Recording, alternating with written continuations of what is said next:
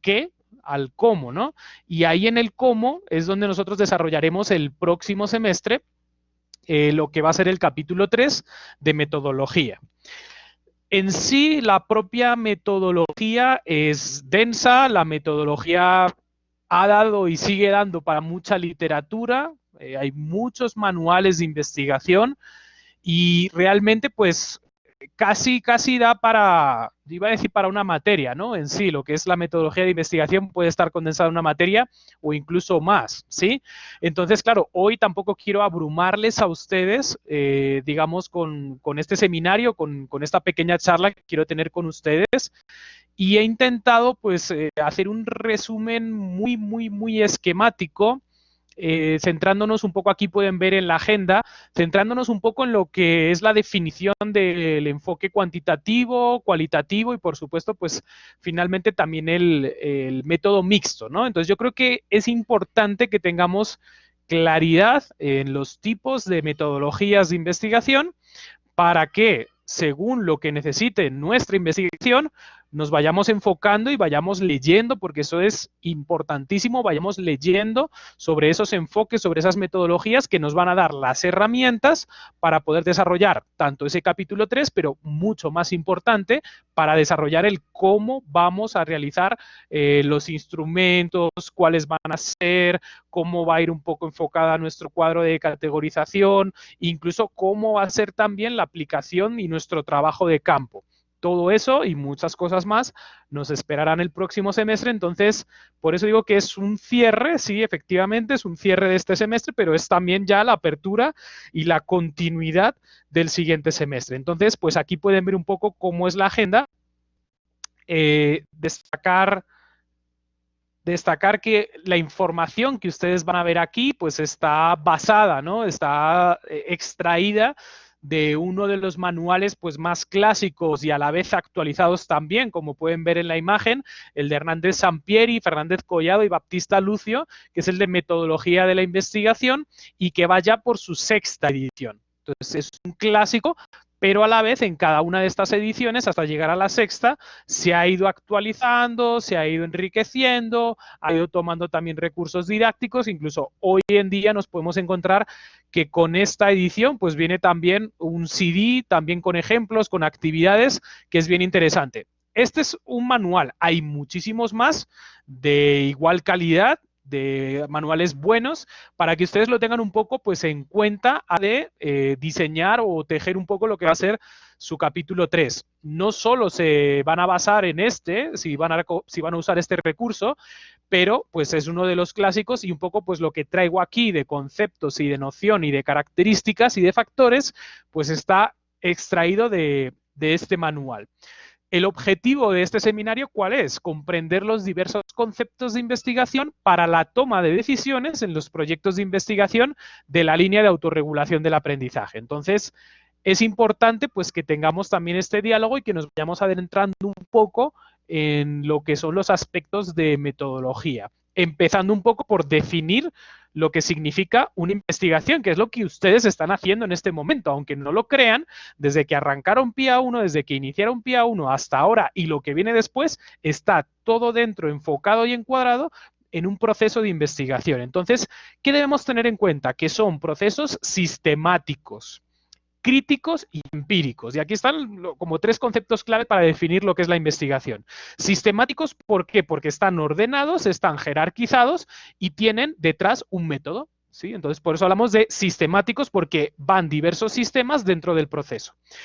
Es una cuestión crítica también, porque una investigación va a tener también un análisis, va a tener también digamos, unas ideas en torno a los datos, en torno a los resultados y va a tener también unas interpretaciones. Entonces, por eso hablamos de que también es un elemento o un proceso, la investigación crítico. De hecho, ustedes muy seguramente en su capítulo 2, marco referencial, pues evidentemente han extraído ideas textuales y paráfrasis de autores, de documentos, de instituciones, de organismos que han desarrollado pues lo que va a ser su marco conceptual. pero además dentro de ese capítulo tiene que estar integrada su voz como investigador o investigadora. ¿Qué quiere decir esto? Que también hay un aspecto crítico, o debe de haber un aspecto crítico dentro de ese marco teórico, marco referencial, marco conceptual. Entonces ahí fíjense que también está ese proceso crítico. Y por último, empírico. ¿Empírico por qué? Porque vamos a aplicar. ¿Sí? Vamos a trabajar en campo, vamos a aplicar y vamos a tener la experiencia directa en el contexto. No va a ser, por lo tanto, una parte de investigación más teórica, podríamos decirlo, que se quede solo en la teoría, sino que vamos a tener procesos empíricos aplicados. Entonces, todo esto, ¿para qué? Para tener un estudio de un fenómeno o un problema y también para dar respuesta a esa pregunta de investigación que todos ustedes tienen planteadas en sus respectivos proyectos. ¿Qué enfoques se han presentado en la investigación educativa? Bueno, digamos que un poco a través de esa historia de la ciencia, del progreso del ser humano, pues se han dado múltiples y diferentes escuelas que ustedes pues ya han visto también en materias, por ejemplo, como teoría y estilos de aprendizaje, donde habrán visto pues todo lo que es el tema del positivismo, del empirismo, estructuralismo, y a eso pues se añaden otras corrientes como fenomenología, materialismo dialéctico, empirismo. Entonces, ¿qué significa esto? Significa que esas escuelas, muchas de ellas todavía siguen vigentes y son distintos enfoques a la hora de realizar también una investigación. Pero digamos que todas esas escuelas, todas esas corrientes se van agrupando, como pongo ahí, en dos grandes bloques, ¿sí? Unas que son más de un bloque o un enfoque cuantitativo y otras corrientes que son más vinculadas a un enfoque cualitativo. La propia esencia, el propio origen, el propio desarrollo de estas corrientes les van a ustedes enfocando un poco pues en lo cuantitativo o en lo cualitativo, teniendo una tercera vía, que es la que hablábamos al inicio de la agenda, que es la mezcla de ambos que genera el enfoque mixto. Entonces, tenemos tres grandes bloques de metodologías: cuantitativa, cualitativa y mixto. En la actualidad hay una cuarta vía, ¿sí? Que no la he puesto aquí, pero hay una cuarta vía que va un poco en lo que llaman el mundo de la complejidad, ¿sí? No está sistematizado, digamos que por lo tanto todavía está un poco en ciernes, hay mucho debate en torno a esa complejidad también, muchos defensores, muchos detractores también, pero digamos que históricamente y holísticamente actualmente tenemos tres grandes metodologías: cuantitativo, cualitativo y mixto. Si ustedes, por ejemplo, han revisado cualquier revista indexada científica académica, verán que todas las investigaciones de carácter empírico aplicado pues tienen o enfoques cuantitativos, cualitativos o mixtos, ¿sí? Entonces, esa es como la estructura inicial que ya debemos de tener fija, incluso debemos de tener superada a la hora de empezar un poco a plantearnos cómo vamos a diseñar nuestra investigación. Estos tres bloques tienen unas características, o estos dos grandes bloques, mejor dicho, tienen unas características comunes. Primero, llevan a cabo la observación y evaluación de fenómenos. Establecen suposiciones o ideas derivadas de esas observaciones y evaluaciones realizadas. Aquí podríamos hablar, por ejemplo, de las hipótesis, ¿sí? Totalmente sistémicas de lo que es la metodología cuantitativa. Entrarían ahí esas hipótesis. Demuestran el grado en que las suposiciones o ideas tienen fundamento. Revisan tales suposiciones o ideas sobre la base de las pruebas o del análisis. ¿Qué quiere decir esto? Estamos conjugando mucho todo lo que es nuestro marco teórico referencial con lo que nosotros vamos a sacar de resultados y análisis de datos de nuestra aplicación. Entonces, como ven, hay una articulación entre la teoría, lo que está en el mundo académico actualmente, y lo que ustedes van a recoger y van a sacar de su propia investigación aplicada. Entonces, sea cuantitativo, sea cualitativo, van a seguir ese proceso. Y por último, proponen nuevas observaciones y evaluaciones. Es como un ciclo que se cierra, ¿no?, dentro de la investigación. Entonces, siempre vamos a cerrar nuestras investigaciones, pero nos tiene que dar pie a nuevas preguntas de investigación, a nuevas observaciones, a nuevas evaluaciones, y eso es común, tanto en lo cuantitativo como en lo cualitativo.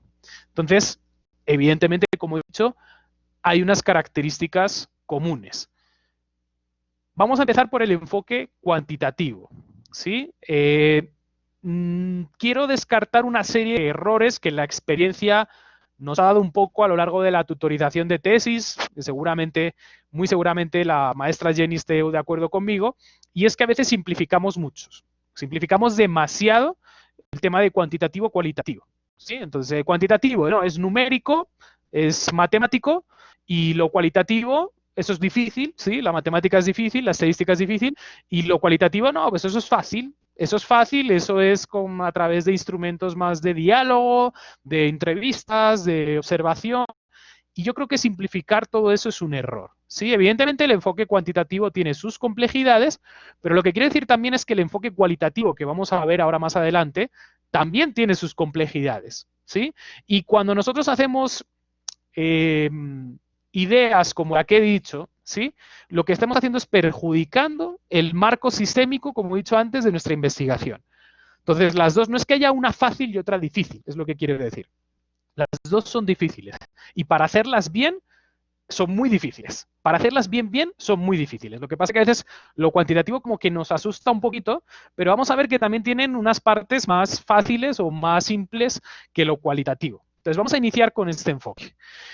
¿De dónde parte este enfoque? Parte de la idea de investigación, que es lo que ustedes han hecho también, ¿sí? Sea luego cualitativo o cuantitativo, ustedes han seguido este proceso.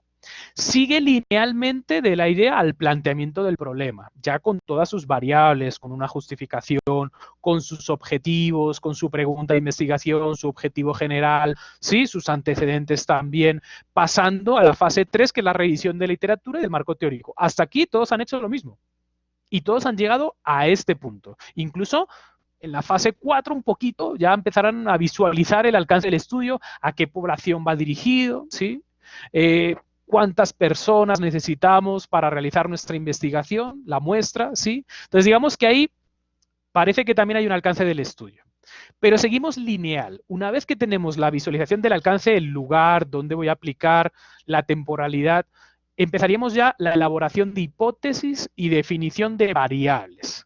Entonces, aquí tienen que tener claro una cosa, el enfoque cuantitativo parte desde arriba, ¿sí? Y llega hacia abajo, ¿sí? Hacia los elementos de más detalle. Parte de ideas teóricas generales, por eso el desarrollo de marco teórico está en la fase 3, está al inicio, ¿sí? Porque tenemos que tener un buen conocimiento del marco teórico para poder generar hipótesis y definición de variables. Y lo que hace el enfoque cuantitativo es relacionar esas variables, si se cumplen o no se cumplen. Y por lo tanto, si nuestras hipótesis lanzadas son verdaderas o son nulas.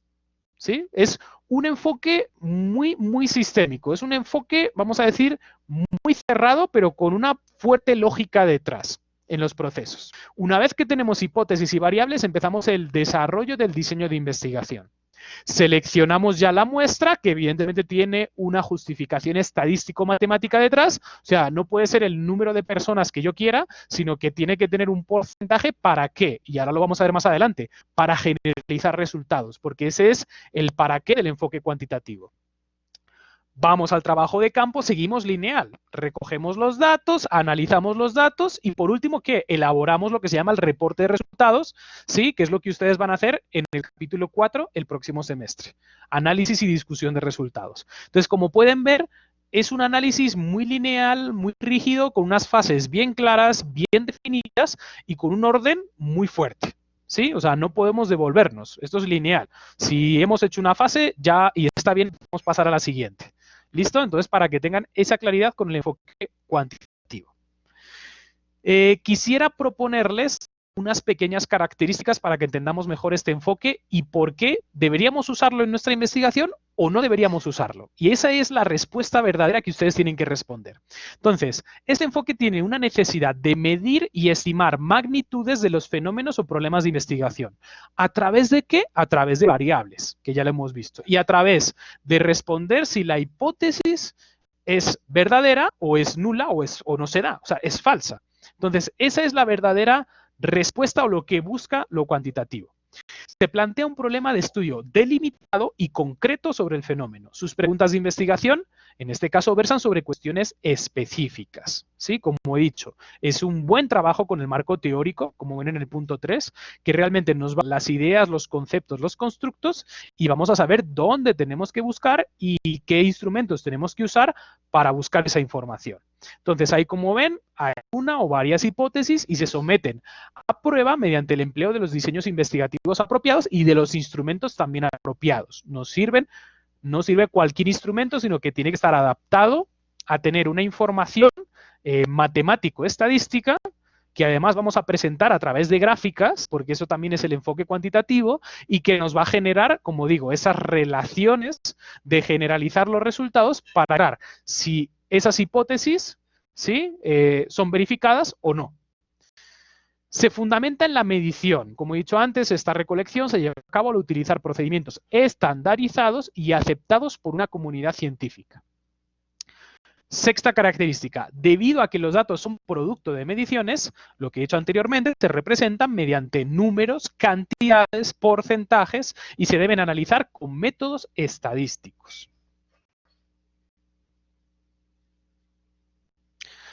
Séptima característica, hay un control absoluto por parte del investigador para lograr que otras posibles explicaciones distintas a las hipótesis que ha propuesto, incluso aquí dice entre comillas rivales, ¿sí?, a la propuesta del estudio, ahí vuelvo a decir hipótesis, se desechen y se excluya la incertidumbre o se minimice el error.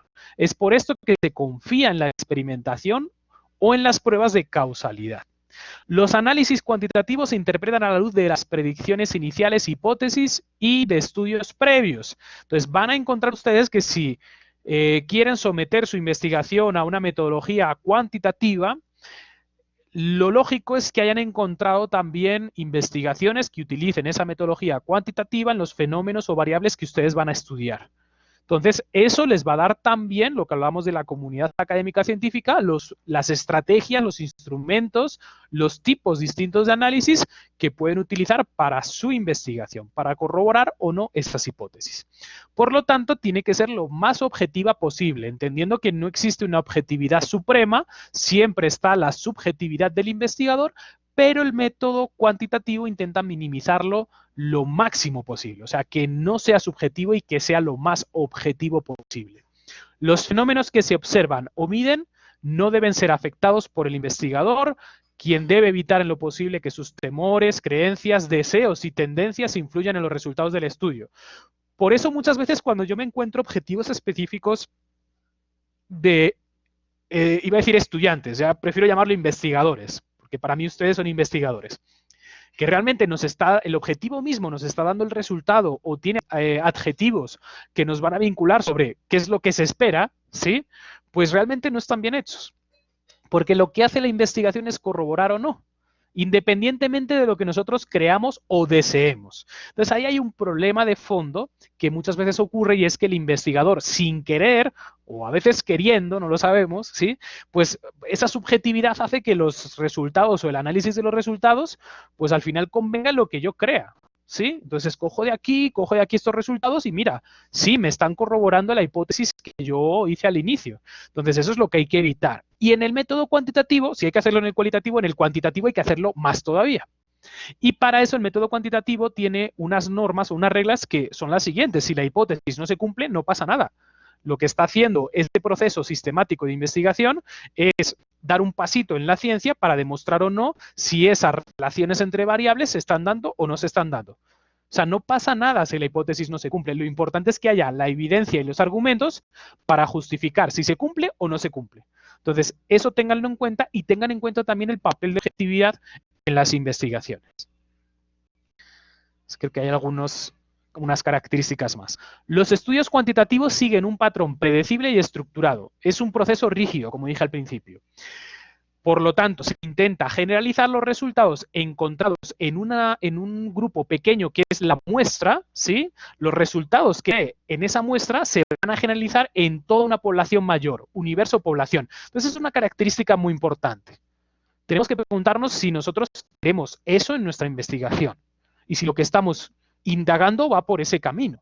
Porque este es otro error. A veces me encuentro investigaciones cualitativas que no tienen esta característica, ya lo vamos a ver, y que lo que hacen es, no, como aquí en la muestra de 3 personas me han dicho esto, pues eso significa que en todo el colegio está ocurriendo eso, o en toda la población está ocurriendo eso. Entonces, en ese sentido, hay que evitarlo, porque solo la metodología cuantitativa nos va a dar esa generalización a un universo o población. En lo cualitativo no podemos hacerlo. ¿Sí? Lo cualitativo va por otro lado. ¿Sí? Característica 12. Se pretende confirmar y predecir los fenómenos investigados buscando regularidades y relaciones causales entre los elementos. Quiere decir, entre las variables que yo propongo en mi investigación.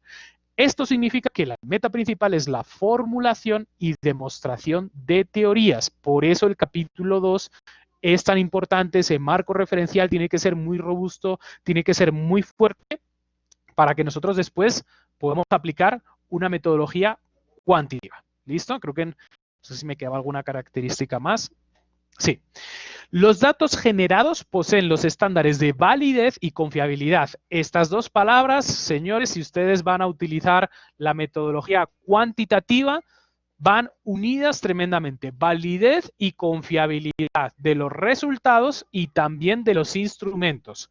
Las conclusiones derivadas contribuirán a la generación de conocimiento, como cualquier investigación. Todas las investigaciones tienen que contribuir a generar conocimiento.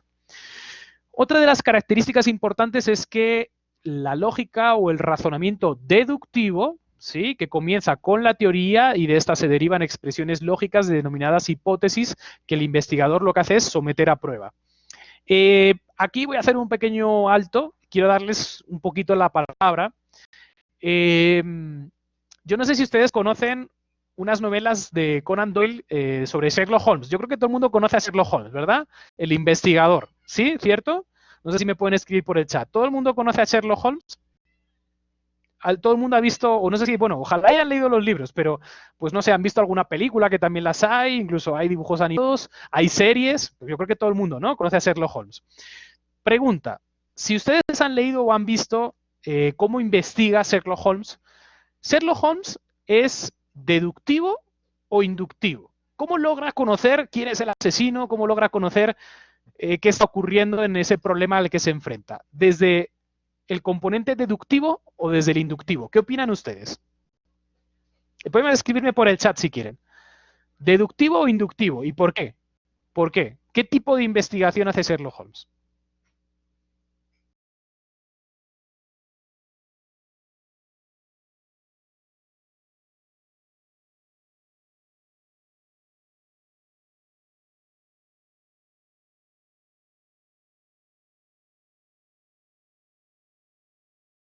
A ver, voy a darles una ayudita, porque veo que hay como dudas o no se sabe muy bien.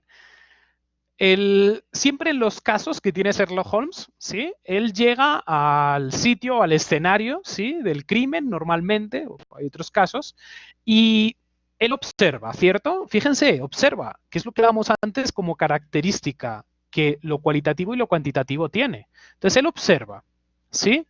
Y una vez que ha observado todo, ¿qué hace? ¿Qué hace Sherlock Holmes? Directamente le dice a Watson, ¿sí?, a su compañero, le dice, ya sé quién es el asesino, ¿cierto? ¿Sí? Y él le dice, el asesino es tal persona. Entonces eso al lector le gusta porque el lector dice, wow, y bueno, ¿y cómo es que este hombre sabe quién es el asesino? Solo con revisar el escenario y hacer 4 preguntas a las personas que estaban allí. Y entonces, ¿qué hacen los libros? Porque yo les recomiendo siempre los libros. Usted empieza, sigue leyendo y es cuando Sherlock Holmes empieza a describir, ¿sí?, el paso a paso de los detalles que le llevan a decir quién es el asesino. Entonces, vuelvo a preguntar, ¿es deductivo como lo cuantitativo o es inductivo como lo cualitativo? Por aquí eso nos dice que inductivo. Bien, ¿qué más? Yo quiero que ustedes escriban, ¿qué opinan? Claudia dice inductivo también. Carolina Pérez dice cualitativa, entonces entiendo que inductivo también, ¿cierto? Bien, ¿alguno más? Jenny, ¿qué opinas? ¿Es deductivo o inductivo Sherlock Holmes?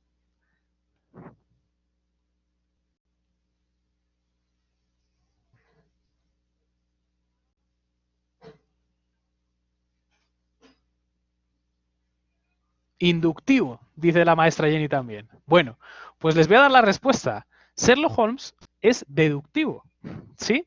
¿Por qué es deductivo? Porque él llega al escenario del crimen y tiene una teoría. Entonces, parte de la teoría y lo que explicarnos hacia abajo a través de todos los detalles por qué esa persona que señaló al principio es el culpable. ¿Ven? Si es que hasta tiene hipótesis. La hipótesis es que este señor es el culpable y nos lo explica a través del capítulo del libro de manera de arriba a abajo, desde la teoría, lo general, hacia abajo. Sherlock Holmes no llega al sitio y empieza a recoger todas las pruebas y a explicar todos los detalles para finalmente decirnos quién es el asesino. No, lo que él hace es una observación, tiene una teoría y entonces a través del capítulo nos empieza a bajar de arriba a abajo a través de todos los detalles para confirmar esa hipótesis que hizo al principio de quién es el asesino. Entonces tiene un componente totalmente, ¿sí? Totalmente deductivo. Evidentemente, pues ahí juegan el tema de los detalles y juegan el tema de los procesos. ¿Qué sería lo inductivo? Lo inductivo, como digo, sería que Sherlock Holmes llega al sitio y a través de Watson empieza a recopilar todas las pruebas una a una y al final del capítulo nos dice quién es el asesino. Pero Sherlock Holmes no hace eso. Sherlock Holmes llega y dice el asesino es este y la hipótesis es esta. Y a través del capítulo nos empieza a explicar desde la teoría con las pruebas, ¿sí? ¿Por qué es el asesino? Entonces lo cuantitativo utiliza el mismo método, ¿sí? Es lo mismo, ¿sí? Con matemáticas, pero es lo mismo. ¿Listo? Entonces, para que siempre se acuerden, Sherlock Holmes, cuantitativo, deductivo. ¿Listo? Bueno, característica número 15. La investigación cuantitativa pretende identificar leyes universales y causales. Y por último, la búsqueda cuantitativa ocurre en la realidad externa al individuo. Conviene ahora explicar cómo se concibe la realidad con esta aproximación a la investigación.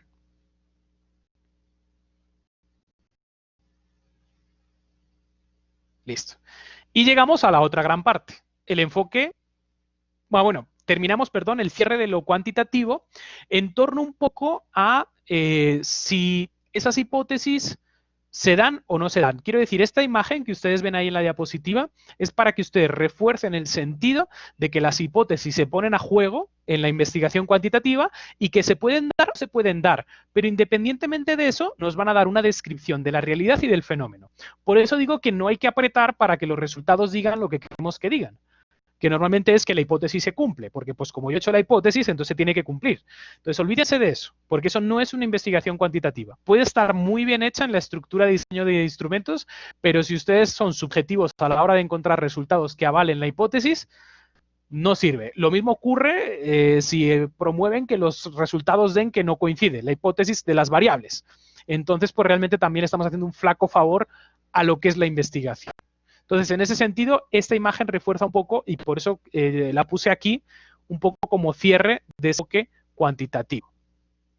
Bien, pasamos a la siguiente diapositiva, que es, ya empezamos con el tema de lo cualitativo. Voy a intentar ser más breve aquí. Y es que, si ustedes se acuerdan del proceso de lo cuantitativo en la imagen, fíjense este proceso. Tiene también unas fases. Pero, ¿qué ocurre con estas fases? Primero empezamos con la idea. ¿Vale? Lo mismo que lo cuantitativo. Y esa idea hace un planteamiento del problema. Eso es todo lo que ustedes han hecho hasta ahorita, ¿sí? Y empezamos con una inmersión inicial del trabajo. Pero aquí ya se empiezan a dar unas relaciones con la literatura existente. Marco de referencia, ¿sí? Marco teórico. Entonces, ¿qué ocurre o qué diferencia hay entre lo cualitativo y lo cuantitativo? Mientras lo cuantitativo es rígido y vamos pasando de una fase a otra, en lo cualitativo no. Es como una espiral, ¿sí? Como una espiral que va dando círculos y va dando vueltas y vuelve a lo mismo. ¿Y cuál es lo mismo? La literatura. Entonces, ustedes plantean el problema, hacen una revisión de la literatura existente, que es lo que ustedes han hecho hasta ahora. Por eso digo que en este punto todavía no sabemos si es cuantitativo o cualitativo. Hemos seguido el mismo proceso. Pero ¿qué ocurre? Que cuando ya los cualitativos empiezan a entrar en el campo, en el trabajo de campo, en la aplicación, en el diseño, ¿sí? En la definición de la muestra, siempre van a regresarse a la literatura existente. No van a dejar de leer sobre teoría. Incluso en la recolección de datos, incluso en el análisis de datos. Fíjense cómo se va moviendo como un pulpo, ¿sí? Alrededor de las fases. La literatura siempre está presente y hay que volver y hay que seguir leyendo. ¿Por qué? Porque muchas veces en el análisis de datos y a través de la recolección de datos se generan nuevas variables, se generan nuevas categorías. Y eso es distinto, cuantitativo. porque en lo cuantitativo teníamos las hipótesis y teníamos las variables y ya, y de ahí no nos salimos. Aquí los resultados nos van generando las categorías. ¿Por qué? Porque lo cualitativo no va en extensión de generalizar, como he dicho en lo cuanti. Lo cualitativo es de profundidad, de conocer la percepción. Y por lo tanto puede ser que en ese análisis de datos sobre percepciones, sobre ideas, sobre fenomenología, ustedes van a ir encontrando nuevas categorías que no tenían presupuestadas en el capítulo 2. Y no pasa nada, porque eso, como está abierto, se puede ir reformando, se puede ir actualizando. Pero tienen que tener en cuenta eso, que se puede uno regresar a la literatura. En lo cuantitativo, no. ¿Sí? Fíjense que hasta en la fase 8 y en la fase 9 sigue existiendo esa relación con la literatura. Como que uno no acaba de leer. De hecho, los profesores tutores, cuando tienen tesis de grado cualitativas puras, son los que tienen que cortar al estudiante, al alumno. Decir, no, ya no más, hasta aquí llegamos. Cierra, cierra ese informe de resultados, cierra esa investigación, ya no más.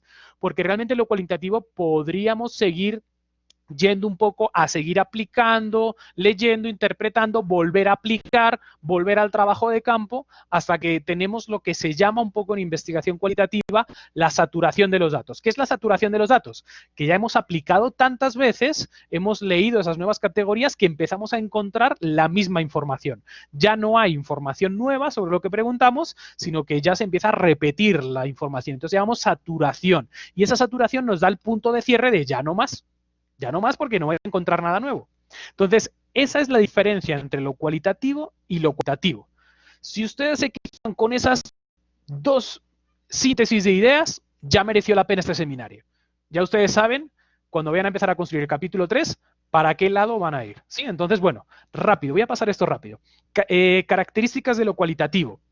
Bueno, se plantea el problema, eso es igual que lo cuantitativo, pero no sigue un proceso definido claramente.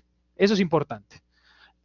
En la búsqueda cualitativa, en lugar de iniciar con una teoría y luego voltear al mundo empírico para confirmar si ésta se apoya o no en los datos, en los resultados, aquí no, aquí el investigador comienza examinando los hechos en sí.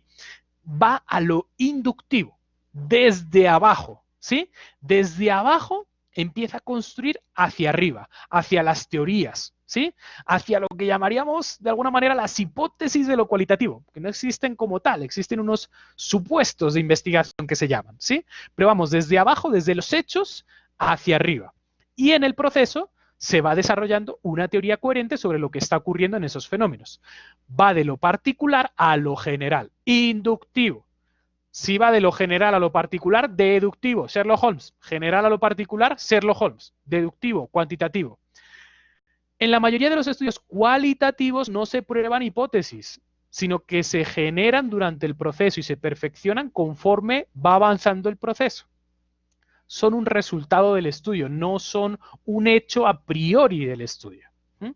La recolección, bueno, consiste en tener perspectivas, puntos de vista. Bueno, aquí lo importante es que hay un papel de lo subjetivo también por parte del investigador que no se puede desligar tanto del proceso de trabajo de campo. ¿Por qué? Porque hablamos de emociones, prioridades, experiencias, significados, percepciones. Entonces estamos en el mundo de lo cualitativo y por lo tanto lo subjetivo va a tener un papel.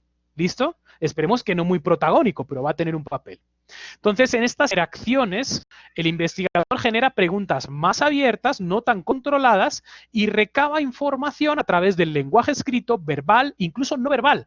Por eso es muy importante que en los procesos de aplicación, de trabajo de campo, de lo cualitativo, tengamos, por ejemplo, una cámara. No solo grabar lo que se está diciendo, sino tener una cámara para ver cómo reaccionan las personas, porque eso es parte de las emociones, de los significados y del lenguaje no verbal. Y eso dice tanto a veces o más que lo verbal, que lo transcrito, que lo que empezamos a redactar de lo que han dicho. Entonces, ojo, tener en cuenta, si van a hacer cualitativo, tienen que tener esos medios, por supuesto, siempre con aceptación previa de la muestra, de las personas que están detrás. O sea, no pueden grabarlos con cámara oculta, ¿sí? Eso es la ética de investigación. ¿Bien? Bueno, vamos a pasar, que yo dije que pasaba rápido y siempre me enredo, pero es que hay cosas importantes que es bueno destacar. Bueno, técnicas, observación, entrevistas, revisión de documentos, focus group, lo que se llama discusión en grupo, es más flexible, que ya lo hemos visto, se trata de reconstruir la realidad tal como la observan los actores de la muestra, ¿sí? Del sitio, del lugar, del escenario, de la comunidad quizás que estemos aplicando. La aproximación cualitativa evalúa el desarrollo natural de los sucesos. No hay manipulación ni estimulación de la realidad. Aquí es donde digo que, ojo, lo cualitativo también puede pecar de eso que hablamos de manipulación, ¿sí? De envenenar, digo yo a veces, ¿no? De envenenar los resultados.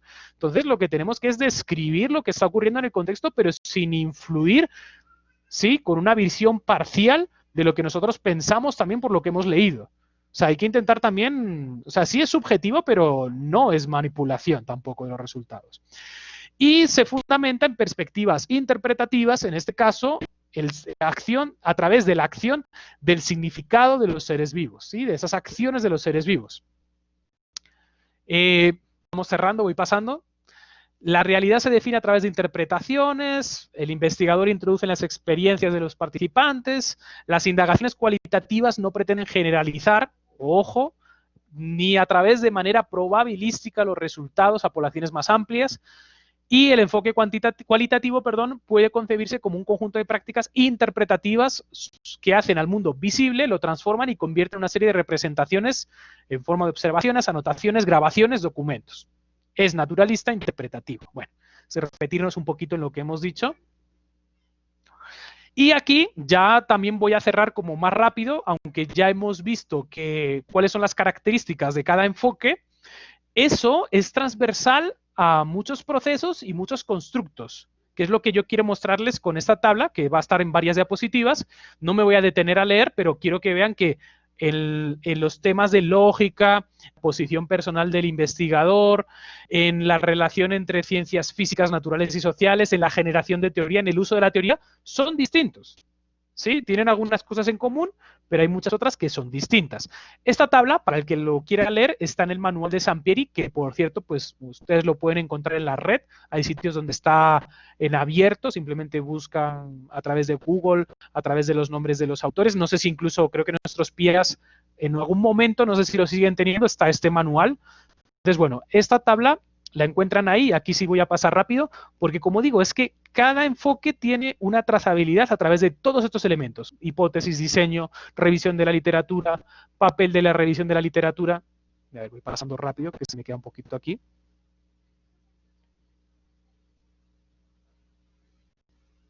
No sé si ustedes ya ven la siguiente, se me quedó trabado.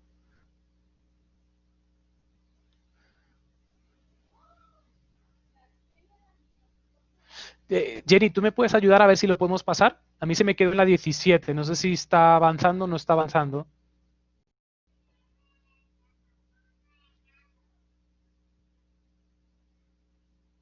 Se me quedó eso. A ver si desde...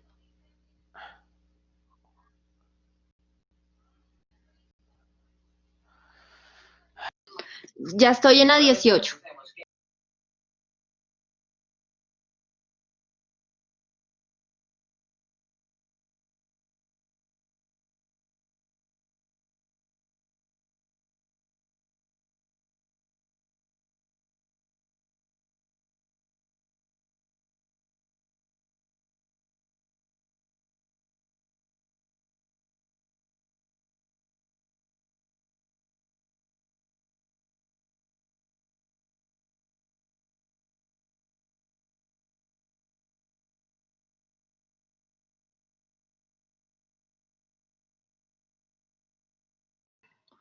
Esperemos un momento que el profesor Francisco se reconecte y seguimos. Bueno, ya vemos que tanto se extiende la sesión y como faltaron varias presentaciones por entregarme, miramos si completamos o dejamos las presentaciones para el inicio de PIA 2, puede ser.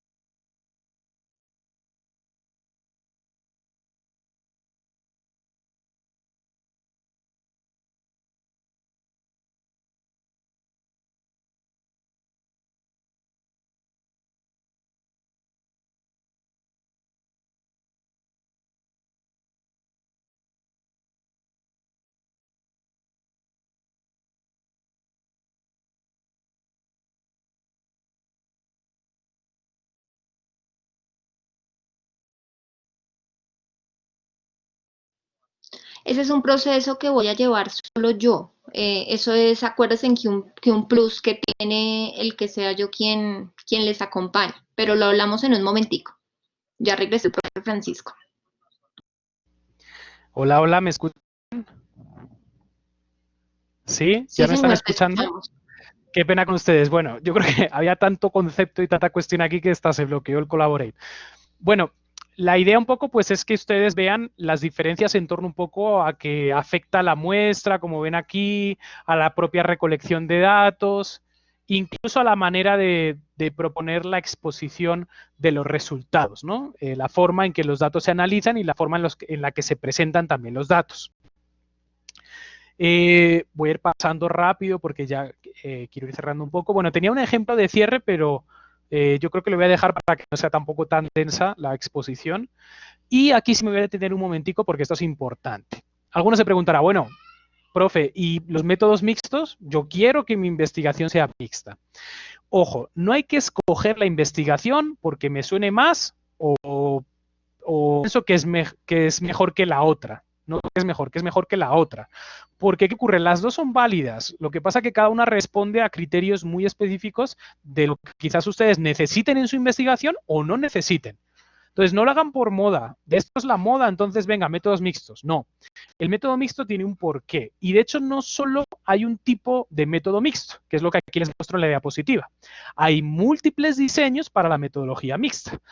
Conceptos como Dexplos, Dexplis, Ditras, Ditriac, Diac, Diacnif, Dim, Distrac, esos nombres raros, cada uno de ellos es un diseño que tiene unas consecuencias en el proceso de investigación distintas al otro y que depende sobre todo de qué. A ver si pasar a la siguiente.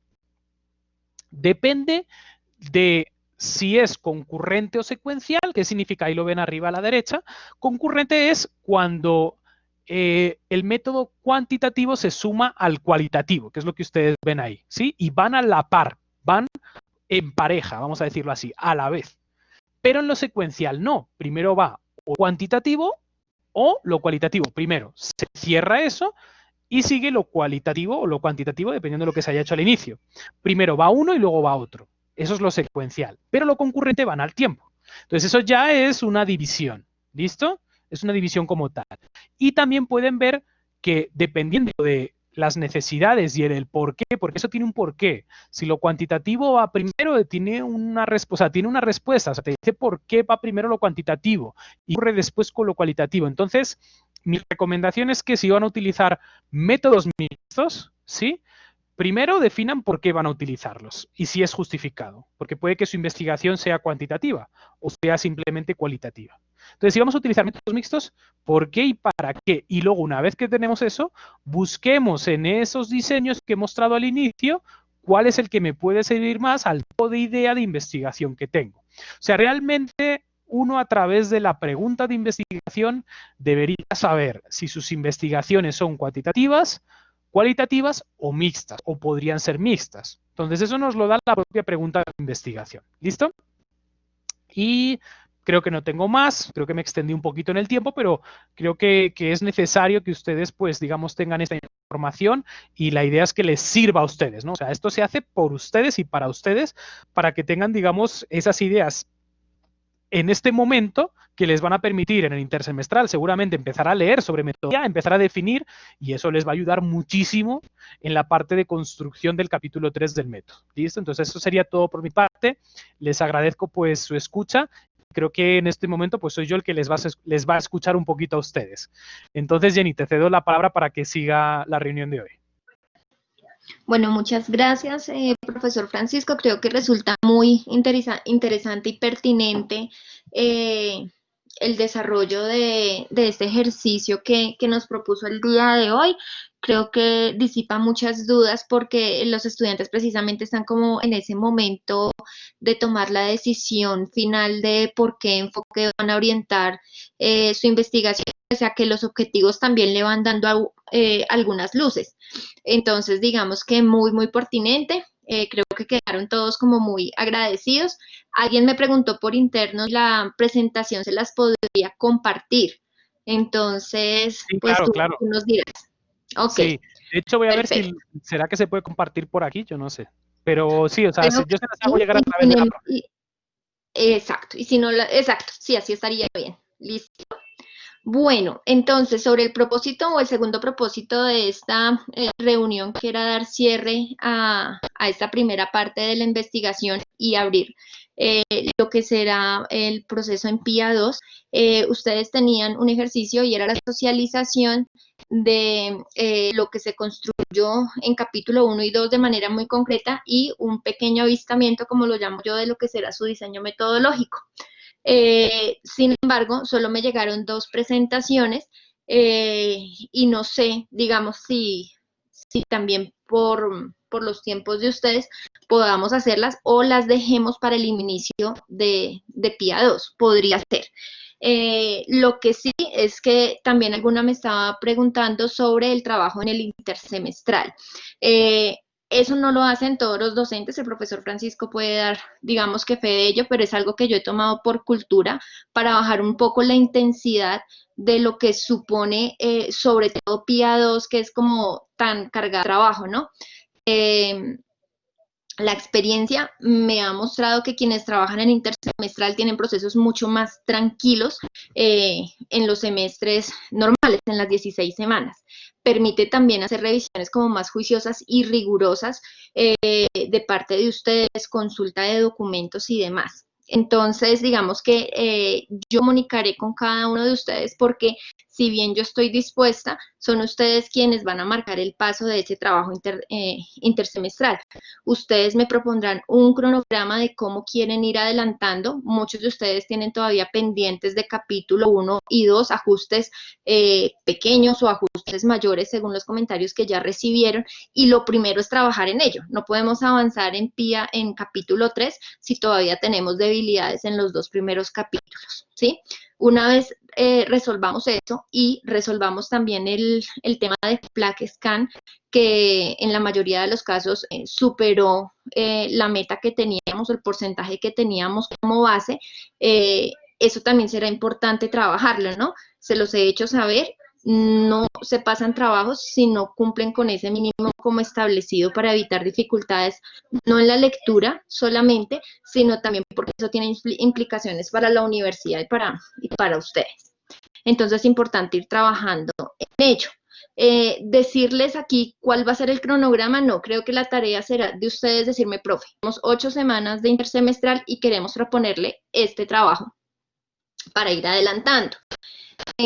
Mi disposición está, hoy que conversaba con unos de los estudiantes que en este momento están en PIA 2, les decía, lo único que no haré en intersemestral es, si ustedes tienen un compromiso conmigo, yo presionarlos para que me lo entreguen. Es un compromiso, ¿sí?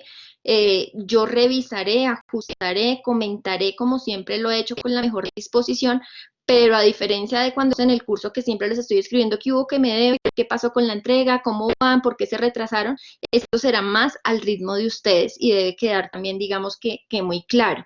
De los ejercicios que he logrado alentar en intersemestral, cuando uno aprovecha muy bien el tiempo, casi que llegan a PIA 2 con instrumentos diseñados listos para aplicación, y eso les está ahorrando más o menos unas 6, 7, 8 semanas de PIA y les permite analizar y hacer un ejercicio de capa 4 mucho más profundo.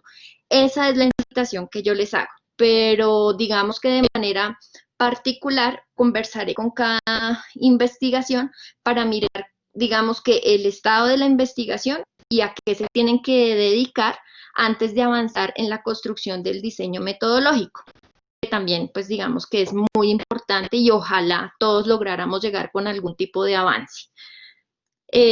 No sé si ustedes quieren entonces socializar, solo tengo 2 presentaciones, o si lo dejamos para luego cuando podamos estar todos los compañeros, porque creo que también es importante como ese compartir y el poder hacernos preguntas y cuestionarnos sobre las investigaciones.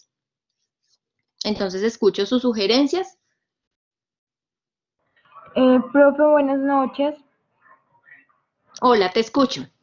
Sí, profe, pues no sé si en la próxima sesión que haríamos para socializar nuestras investigaciones también nos el profe Francisco, ¿o no? Podría ser, digamos que tendríamos que ajustar las agendas con él pero si quieren aprovechar que él está hoy y ustedes, por ejemplo, que la tienen a hacerla, podrían aprovechar, no sé, o sea, ustedes toman la decisión. Pues no sé qué diga mi compañera, pero pues a mí me parecería como tomar ese primer riesgo con eso si tenemos dificultades para la exposición con nuestros compañeros, ya los ajustamos y con eso de pronto no los confundimos a ellos, pues digo yo. Sí, sí, yo no tengo problema. Entonces, permítame y voy a cargarla.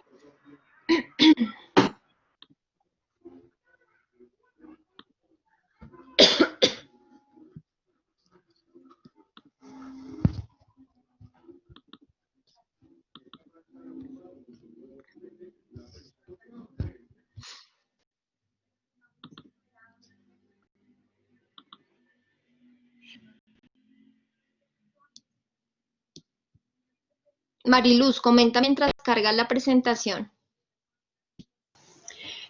Buenas noches. Iba a decir, nosotros también ya tenemos, pero mi compañera fue la que se desconectó hace ratico y no ha podido volverse a conectar. Entonces no sé si de Sí, pronto sea pertinente hacer la presentación yo sola o la próxima vez la hacemos las dos juntas. Ya ustedes me dirán. lo que tú decidas está bien.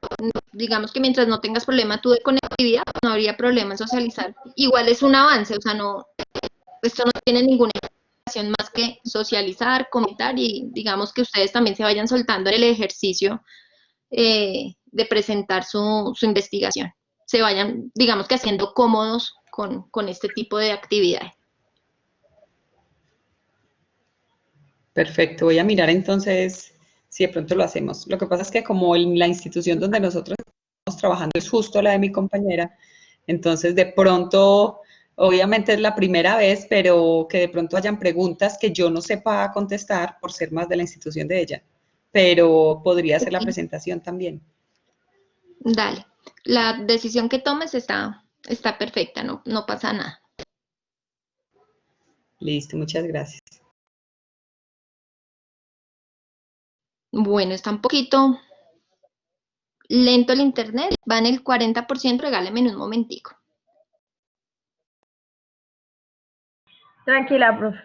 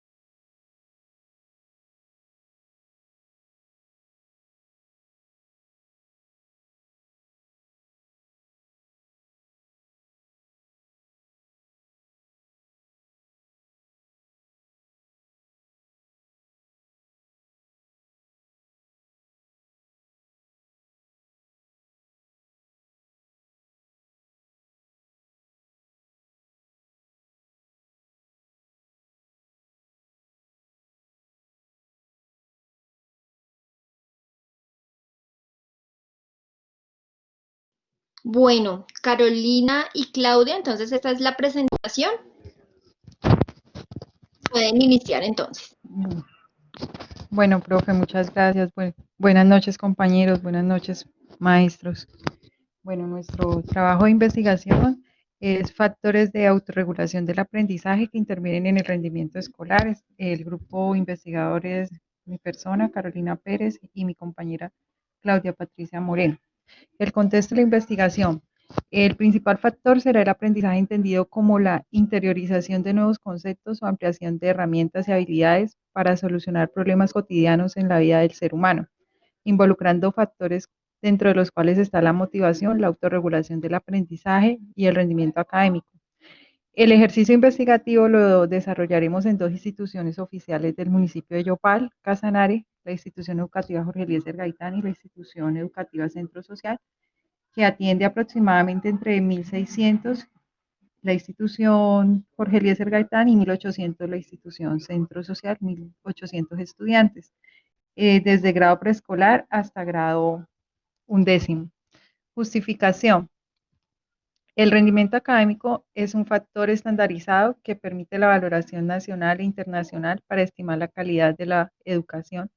De acuerdo con el informe de la Organización para la Cooperación y el Desarrollo Económico del 2016, Colombia se registró entre los 10 países de América Latina con los niveles más bajos académicos de los estudiantes, siendo relevante generar estrategias y promover políticas adecuadas que contribuyan a mejorar la calidad de estos resultados. Es relevante llevar a cabo este estudio, ya que se cuenta con aspectos individuales como lo que es la motivación, las habilidades metacognitivas, las estrategias de autorregulación y la autonomía para lograr un desempeño académico satisfactorio, partiendo de las filosofías institucionales de conseguir la formación integral de los estudiantes, el desarrollo de competencias y la profesión de las TICs.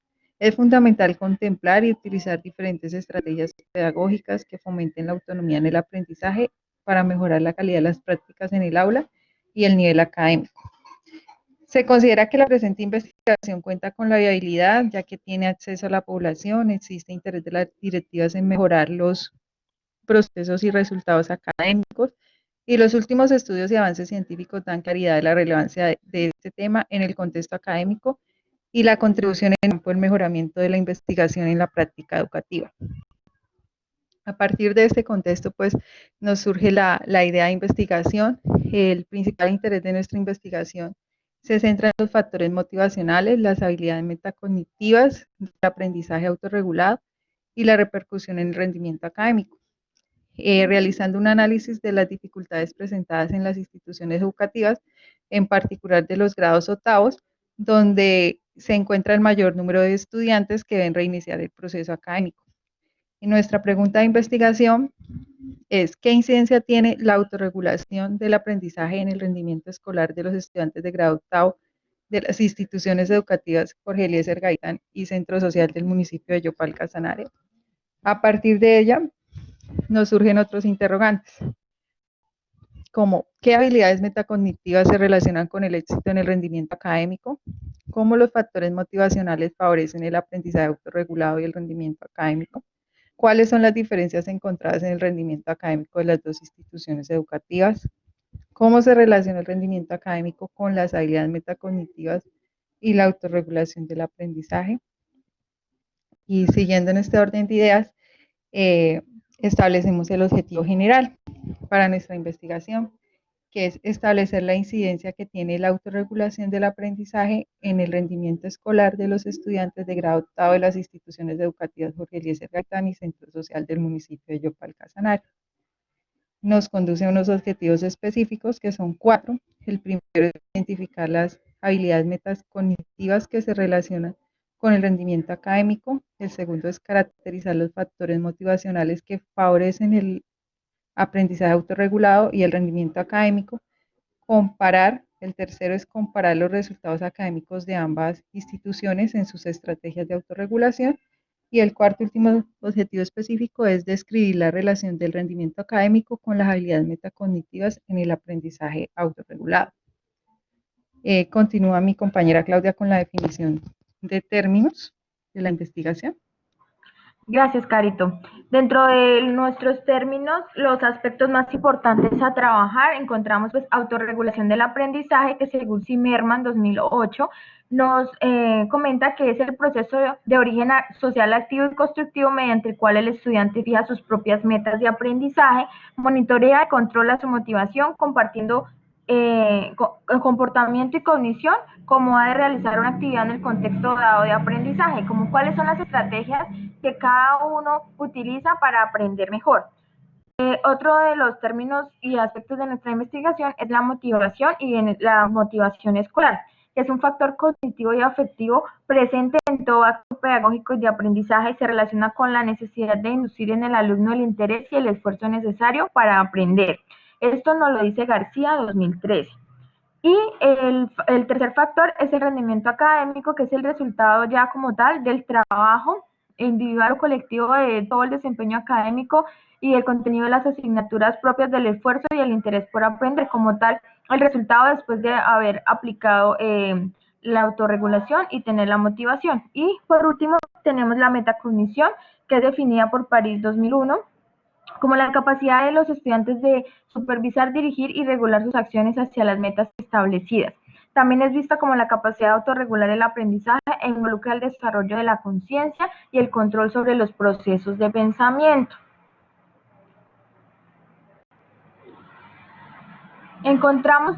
Decidimos estructurarlo así para que tuviéramos una visión, digamos, más amplia de cómo va nuestra investigación. Hemos dividido en los 4 aspectos que mencionamos anteriormente, las habilidades de la metacognición, como el conocimiento declarativo, el conocimiento procedimental y el conocimiento condicional. También las fases de autorregulación, de planificación, organización, monitoreo y evaluación.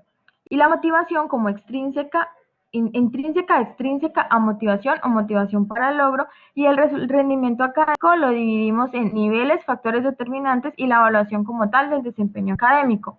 Obviamente cada uno de estos tiene su explicación.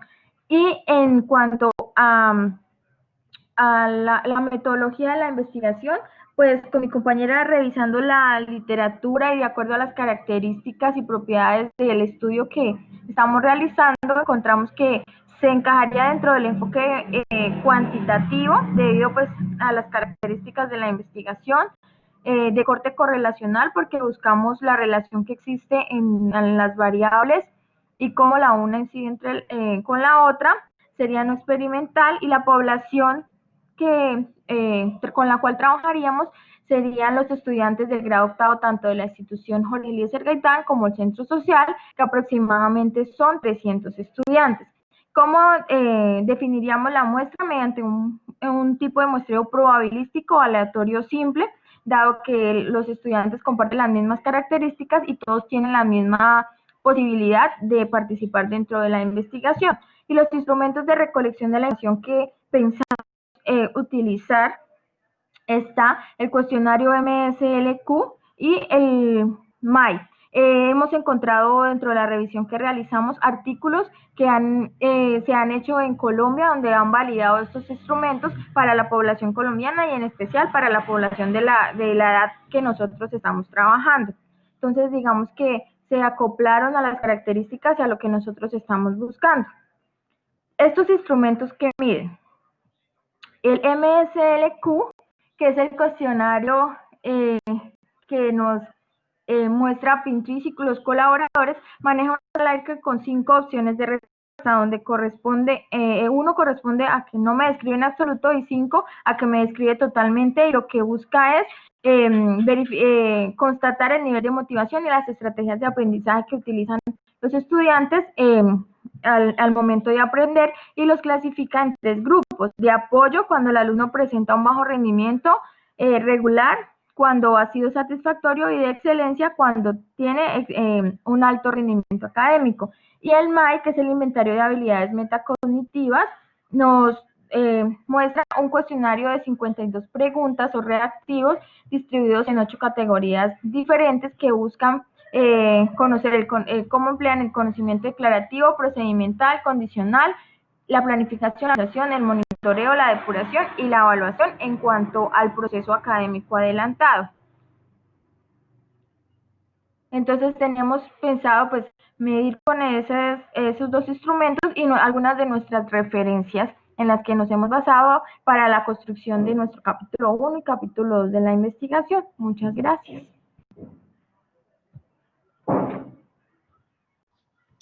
Bueno, muy bien, creo que han hecho un ejercicio muy juicioso. Luego les haré unas recomendaciones, digamos, muy propias de las diapositivas. En la universidad tenemos una plantilla, no cae en cuenta realmente de compartírselas, pero eso les va a ayudar a afinar un poco el contenido para cuando llegue el momento de la socialización. No sé si alguno de los compañeros quiere comentar algo, aportar algo de lo que vio. yo a ellas, por ejemplo, les decía que si tenían manejo estadístico, porque para lo cuantitativo es fundamental tener, digamos que ese manejo, ¿no? Si bien lo decía el profesor Francisco, a mí a veces me parece que lo cuantitativo termina como muy superfluo en el análisis y digamos que nosotros sí tenemos que ser muy rigurosos y no quedarnos solo con los porcentajes, sino ir un poquito allá. Entonces, no sé si quieren preguntar, si tienen alguna observación. Profe Francisco, adelante. Sí, bueno, primero agradecer al equipo por enfrentarse a esta situación, por exponernos su idea de investigación y ponerla en juego, ¿no? No para que se lo tiremos abajo, sino para ayudar también y aportar. Y ya han presentado muchas cosas más de las que yo pensaba, o sea, ya casi tienen ahí el diseño metodológico. ¿Qué es lo que yo les recomendaría? Si se van a centrar en esa metodología, tener mucha claridad en las hipótesis. Y dentro de las hipótesis, ¿qué variables van a cruzar? Quiero decir, no empiecen por qué instrumentos vamos a seleccionar, que eso también es un error común. Vamos a utilizar esos instrumentos y a ver lo que hacemos con ello, ¿sí? Y adaptan todo a los instrumentos. No, no, no. El instrumento es una herramienta que ayuda a discernir entre las, o sea, ayuda a resolver las hipótesis y a discernir entre las variables. Entonces, eso lo tienen que tener clarísimo si se van a meter en el mundo cuantitativo. Por supuesto, pues tendrán que justificar estadísticamente, matemáticamente la muestra, ¿sí? A través, pues, de diferentes también herramientas estadísticas. Y también otra recomendación que les daría es que si van a utilizar instrumentos de otros autores, casi hasta sería positivo que les pidieran directamente, buscasen a los autores a través de Internet, buscasen a través de la institución, normalmente suelen ser profesores de universidad, ¿sí? La mayoría de los casos, y tienen un correo. Entonces, no está de más pedirles permiso para utilizar sus instrumentos, ¿sí? Porque pues eso nos gustaría a nosotros si el día de mañana tuviéramos realizados unos instrumentos y los hubiéramos generado nosotros, ¿sí? Entonces eso también es ética de la investigación, ¿listo? Es complicado a veces, pero hagan el intento. Pero sobre todo eso, o sea, digamos que ya si se van a ir por ese camino cuantitativo, empezar a leer desde ya sobre metodología cuantitativa, sobre cómo es que, porque yo esto que va a ser correlacional por ahí, entonces, ¿qué es una correlación? Lo primero, ¿sí? ¿Cómo se hace estadísticamente una correlación? ¿Qué elementos hay que tener en cuenta? Todo eso, irlo leyendo ya para no encontrarnos sorpresas cuando iniciemos o estemos dentro de piados, ¿sí? Entonces, muy buen trabajo. Tenemos que seguir ahí como puliendo esos detalles y ánimo y adelante. Pues espero que tomen un poco las observaciones que son de construir, ¿sí? O sea, no es, como digo, no es destructivo, sino para que mejoremos todos un poquito en ese camino. Sobre el MSLQ, ese cuestionario, digamos que ya vi que lo usaron un grupo de mis estudiantes que pasa ahorita a PIA 3. Entonces, y ellos tienen el permiso, entonces me imagino no fue tan complejo sacarlo, ¿no? Es a través de un correo y el autor a través de vía correo les contestó diciendo que no tenían dificultad. No suelen hacer uso, sino en algunas modificaciones que también podrían surgir, bueno, para que lo contemplen. Pero digamos que con ese pero no encontraron dificultades ellos. No sé si alguien más quiere comentar algo. Profe, Señora. pues aprovechando que tenemos al maestro, quería saber si de pronto podríamos hacer lectura de las hipótesis que tenemos como planteadas, a ver si vamos por buen camino o si debemos modificarlas también. Y también pues mencionar que gracias al acompañamiento que hemos tenido por parte de la profe, hemos ido como surtiendo las dificultades y digamos las confusiones que teníamos en cuanto a investigación y agradecerle por el trabajo tan juicioso y esa entrega con nuestro proceso de aprendizaje, porque nos devuelve, replanteamos, nos orienta, nos da alternativas, no es como que no les quedó mal, sino que van por buen camino, pero es mejor así, exploren estas estrategias, como que nos permite ser muy autónomos en nuestra investigación y nos orienta por un buen camino. Entonces, si no hay problema en el tiempo, quisiera leer como las hipótesis que planteamos desde un inicio. Sí, claro que sí, lánzalas y las vamos revisando también a los ojos del profesor Francisco. Sí, las estoy buscando en el documento. Dale, tranquila. ¿Alguien Hipótesis. más tiene alguna consulta? De pronto no de la investigación de sus compañeras, sino de la suya propia que quiera de pronto lanzar aquí.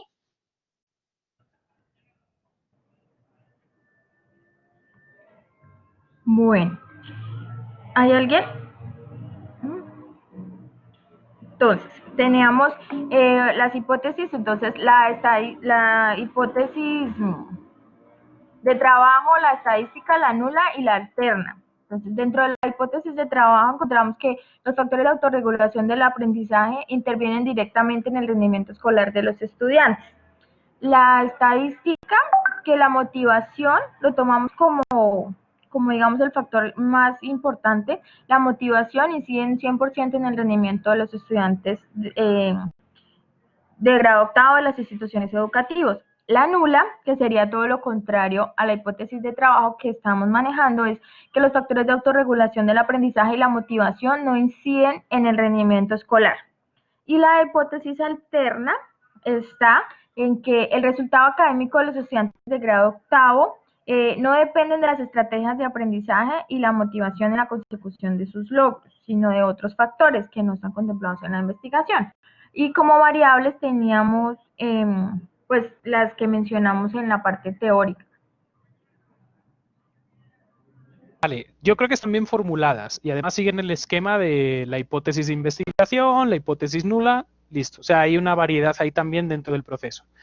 ¿Qué recomendaría? Hay una que creo que ustedes dicen, la motivación incide en, sí, y no me acuerdo ahora mismo cuál es el otro factor, la otra variable, pero en ese sentido incide cómo, ¿sí? Porque puede incidir de muchas maneras, ¿sí? Entonces, posiciónense y que, digamos, a ver, ¿cómo me explico? Es el cómo incide, ¿sí? Tiene que estar de alguna u otra manera formulado en los reactivos que se llaman, que son las preguntas de los instrumentos. Claro, porque pues si el instrumento no me va a dar información sobre eso, pues va a ser muy complicado que una instrumentos y las hipótesis, o sea, y la investigación. Entonces ahí lo primero es tener como mucha claridad en las preguntas del instrumento y si realmente la mayoría o todas las preguntas van enfocadas, que yo diría que sí, a lo que ustedes están proponiendo. ¿Listo? O sea, yo creo que vamos muy bien. Gracias, profe.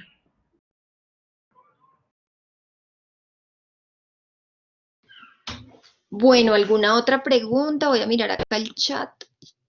No, profe. Bueno, finalmente, Mariluz, ¿se presenta Panea Lorena?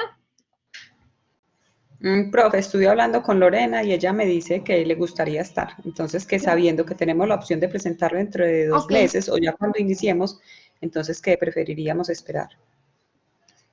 Ok, listo. De todas maneras, voy a intentar que no sea hasta dentro de 2 meses. Parece interesante el ejercicio que acaban de hacer Claudia y Carolina. Y podríamos intentar, voy a revisar cómo está la próxima semana para mí, que estoy en carga de notas y realizando informes, a ver si lográramos sacar un tiempito. Ustedes preparen y ajusten la presentación. Digamos que en relación o con base a lo que han visto hoy. ¿Listo? Claro, yo les aviso con tiempo, no se preocupen. No se preocupen. Bueno, mis queridos, si no es nada más, entonces agradecerles por haber sacado el tiempo, creo que fue muy pertinente, muy provechoso, agradecerle al profesor Francisco por acompañarnos en esta sesión, invitarlo para que cuando pueda nos acompañe, creo que es muy interesante contar con sus aportes, de hecho sigo aprendiendo muchísimo y nada, eso sería todo de mi parte. Un ejercicio muy productivo, sí, así fue. Entonces, si tienen dudas, si tienen preguntas, estaremos atentos. Me comunicaré, ya saben, con cada investigación como para ir mirando cuál será el trabajo en el intersemestral. Y les deseo pues a todos una feliz noche, profesor Francisco. Le doy el micrófono para que se despida. No, pues nada, no, agradecerte a ti, Jenny, por darme también la oportunidad, por compartir con los estudiantes, agradecer mucho, mucho, mucho al grupo que presentó la investigación, que como digo, es que siempre eso da nervios, a qué van a decir o qué me van a... No, no, no, o sea, ese tipo de lanzarse al ruedo que digo yo, eso es necesario y por eso les animo a que hagan estos procesos y a que muestren eso. Díganos cómo es, o sea, qué es su investigación en 3 minutos. Eso es un ejercicio buenísimo, porque eso es dar claridad a las ideas de lo que queremos en nuestra investigación. Entonces, ¿no? Animarles a seguir trabajando, va muy bien, lo que hemos visto va muy bien, y los otros grupos también, que expongan y que se sometan a las preguntas de sus pares, de sus compañeros, que eso es buenísimo. Todos tenemos la misma temática en esta investigación. Entonces, todos más o menos tenemos un eje transversal a todas las investigaciones. Más grande, más pequeño, pero más o menos tenemos la misma trazabilidad. Entonces es importante que lo pongamos en común y nos arriesguemos a las preguntas de los demás, porque lo único que va a producir es que mejoremos nuestra investigación. Si nuestro planteamiento está muy mal, pues vamos a mejorar muchísimo. Y si nuestro planteamiento está bien, seguro que va a haber alguna cosa en la que podemos mejorar. Entonces, animarles, aprovechen el intersemestral, aprovechen esto que les está diciendo la profesora Jenny, o sea, eso es una mano que les tiende la profe, que muchos profesores no lo hacen. Entonces, aprovechen porque eso también va a ver que les mejora muchísimo la tesis de grado y les va a ayudar muchísimo. Entonces, muchas gracias a todos y pues feliz noche, que descansen y que nos veamos por estos espacios virtuales. Muchas gracias. Claudia, Patricia, ¿ibas a decir algo? ¿Tienes la manito levantada? No sé si ya participaste. No, profe, era cuando iba a intervenir al abajo, qué pena. Ah, ok. No te preocupes. Bueno, feliz noche entonces para todos y nos estamos hablando en estos días. Muchas gracias, feliz noche, compañeros, profes, hasta luego. Feliz noche.